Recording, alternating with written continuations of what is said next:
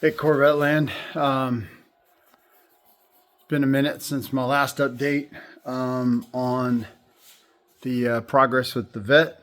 We're going to just kind of take you through a couple of things we've been working on since the last time we spoke. But this video is more of a public service announcement to those of you that are thinking about taking on something like this. I highly encourage it. Okay, this is my Zen. This is it's really, it's good. It's good stuff for the soul. To take something that was just kind of sitting there dead and trying to bring it back to life. Cars. They, people say, cars have a soul. I believe it. They're made by man's hand, and anything that man makes especially those that are believers, God has a hand in all that.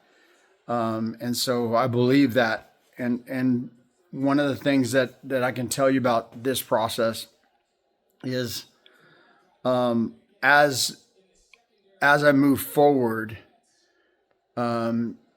she exposes a lot more about her life than we knew. And one of the things that and it sounds kind of hokey, but it's real. One of the things that I realized that from some of the damage that she's incurred, is that when you take the time to do things right, things don't fail on you.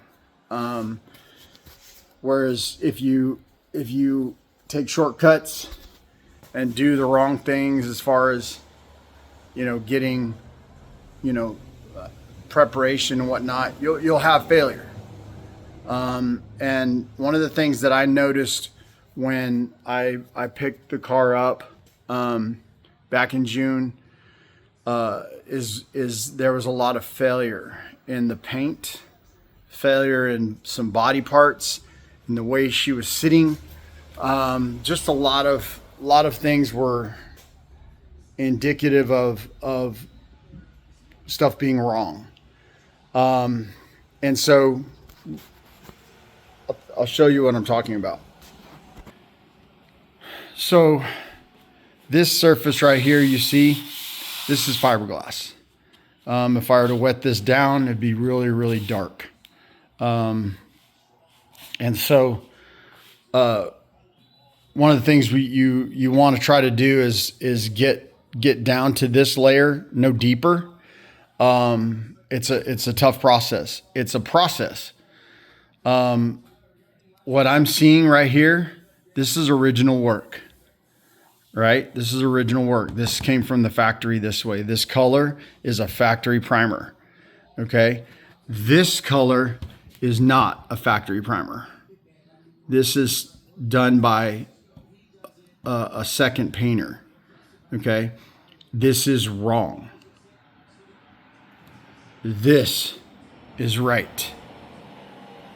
This is wrong. They took it down to the factory primer, and then they put a material that isn't the same, isn't in the same family of materials. It doesn't work with this primer. It's very light. It's powdery when you're sanding it off, more so than this. This right here, it's really difficult to get off. This stuff comes off really easy. I could just take this soft and look. I just rub, see that? Well, if you paint on top of that, that's a shit paint job. Okay? And so what you have out in society are these paint companies that want to paint cars for a living. They want to take your money, but they do not want to do things right. This is wrong. Okay. And so having to correct all that, we're getting it down to this level. We will take I was going to do a high build primer on this. I think I'm going to do an epoxy primer first. And then if need be, we'll do a high build. I don't know if we'll need to do a high build. We've discovered a couple of damage points.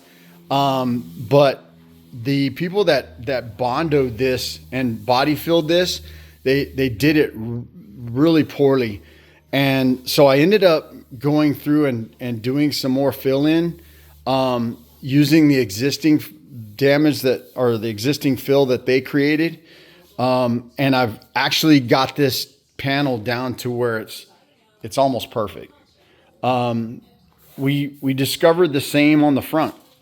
There was all kinds of filler that they put in, and I mistakenly thought that filler was for damage, and it wasn't.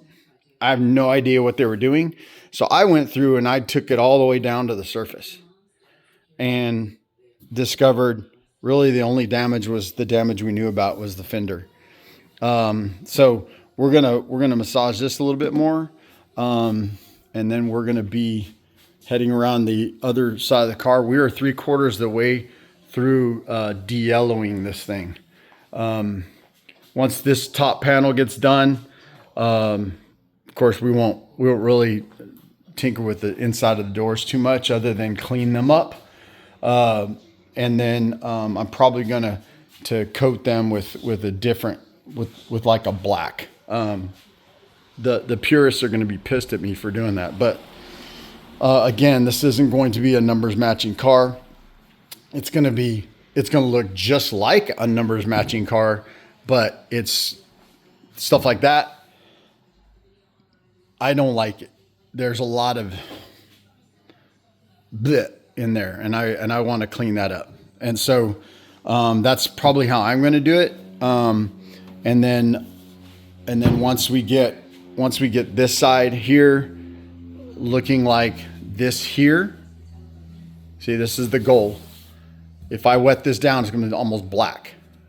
We get to that on these sides and on the front, we're going to be ready to rock and roll as far as getting an epoxy down. Once I get the epoxy down, I'll take an inventory of where it's at. And then we'll figure out if we go high build after that. The epoxy and high build, if it's done, will be done in this garage. Still not 100% yet on what I'm going to do with the paint. All the people out there in Corvette land that I've talked to so far they're all saying the same thing. Dude, paint it in your garage. Two-stage it, put 4 coats of clear on it, and if you get any imperfections in the clear, buff it out. The car will be in your possession. It won't be gone for a year. And so that's probably the direction I'm going to take it. So lots still to do, but again, as we move forward, she's talking to me. She's telling me things that happened to her. And I'm also finding out that, things aren't as bad as we thought originally. So we'll get stuff like this cleared away. She's going to have an amazing finish. It's going to turn some heads. 'Cause I'm pretty, I can cut and buff like shit. I can cut and buff. I mean, I cleared this car. I cleared the 69 and cut and buff like I did that car. Yeah. That's sick.